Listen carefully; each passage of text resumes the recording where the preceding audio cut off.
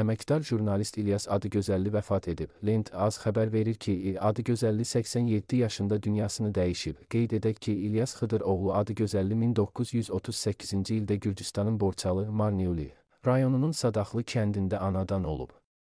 1957-ci ildə Sadaxlı kənd orta məktəbini bitirib. Ali təhsilini isə Azərbaycan Dövlət Universitetinin indiki Bədəvi Filologiya Fakültəsinin jurnalistika şöbəsində alıb. 1963-2007-ci illərdə Azərbaycan Dövlət Radio və Televiziya Verilişləri Komitəsində işləyib.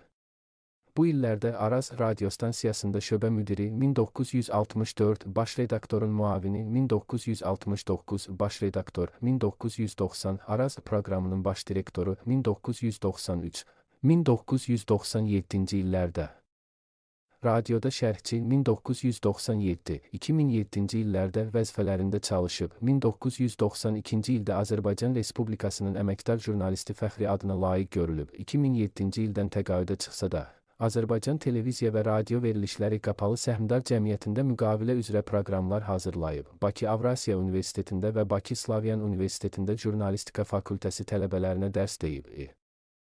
Adıgözəlli əməkdar jurnalist Fikrət Adıgözəllinin atasıdır.